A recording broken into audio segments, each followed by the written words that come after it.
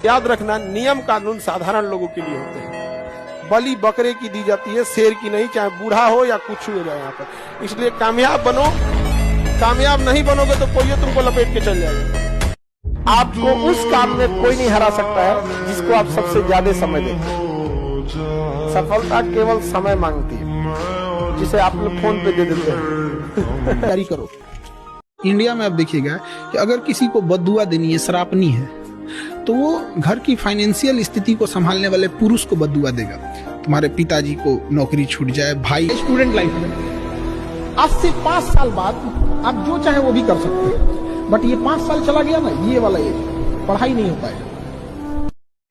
जब कोई लड़का पैसा जेब में रखने के बाद भी बाजार जाकर खाली हाथ लौट के आ गया तो समझ जाना वो बड़ा हो गया है, उसको जिम्मेदारी का आभास हो गया है। अब उसको ही नहीं हो गया है, बड़ी जल्दी आभास हो जाता है जिम्मेदारी का। अभी आप लोग को बहुत शौक है, जिस दिन कमाने लगिएगा जेब में पैसे होंगे लेकिन जिम्मेदारी दिखेगी। दीदी का ब्याह करना है, पिताजी का कर्जा भरना है, घर द्वार है, जो खेत जो गहने बिक चुके हैं, याद रखना बाबू, उसका दुन्ना लेके आना है।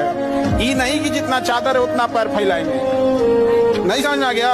जो गहने बिके हैं हम उतना ही वापस लाएंगे तो मिला क्या? ये तो मोदी जी वाला एक्शन हो गया, तुम हमको मारे हम भी ढापा मार ना।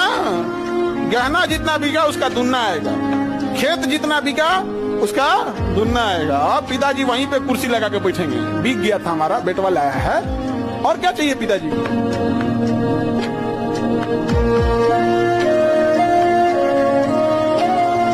जहां तक बात कहें ना कि सीबीएसई बोर्ड या जो बड़े लोग होते हैं उनके बच्चे अच्छे, तो देखिए एक बात बताते हैं, हथियार कितना भी खतरनाक और बड़ा क्यों ना हो जाए, चलाने वाला खतरनाक होना चाहिए। तो कॉलेज और स्कूल कितना भी अच्छा क्यों ना हो, पढ़ने वाला स्टूडेंट में अंदर मेहनत होना चाहिए। हिंदी मीडियम वालों के अंदर मेहनत ज्यादा होता है, गाँव के लड़कों के अंदर बहुत मेहनत होता है। उसके पास पसीना होता है ना तो एसी नहीं चलाता है, गमछा से मार लेता है पसीना, हाथ में रुमाल बांध लेता है कि पसीने से कॉपी न भीगे वहां पर। उसके पास तकिया नहीं होता है मोड़ने के लिए, हाथ मोड़ के लगा लेता है तकिया, वो पड़ता है सुबह उठ के।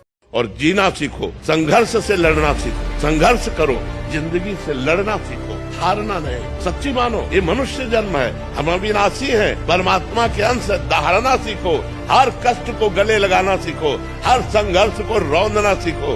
अरे बिल्ली कुत्ते की तरह रो करके मर जाना ये मनुष्य जन्म नहीं। तो हम ये तुम्हें सिखा रहे कि अगर भगवान से जुड़ोगे तो तुम जीत जाओगे, और भगवान से नहीं जुड़ोगे तो मृत्यु लोक है, कोई सहारा देने वाला नहीं। इसलिए उठो, जागो, तुम सच्चिदानंद स्वरूप हो, तुम भगवान के अंश हो, तुम भगवत भक्ति के द्वारा इस माया पर विजय प्राप्त करो, ना कि माया के द्वारा रौंद दिए जाओ। ये हकीकत है कि स्किल्ड हमें अर्निंग करने के लिए मौका देता है। हम खुद इस बात के, हमको ये खुद अपने आप में हो सकता है कि हम गलत हों, लेकिन हम कहते हैं कि एक विद्यार्थी जीवन का 4 साल आपने ग्रेजुएशन कराया, 2 साल पीजी कराया, उसकी जिंदगी का सबसे बहुमूल्य 6 साल लिया, लेकिन वो अपने नॉर्मल बीए किए हुए सर्टिफिकेट पर और एमए किए हुए सर्टिफिकेट जिसमें उसने 6 साल खत्म किया है, उसके दम पे वो 15,000 20,000 की भी नौकरी ढूंढने जाएगा तो शायद उसको कोई छोटे जगह पे ना मिले, किसी जिला में ना मिले। तो फिर क्यों पढ़ाएं हम उसको? वो 6 साल उसका जिंदगी का बर्बाद कर दिए।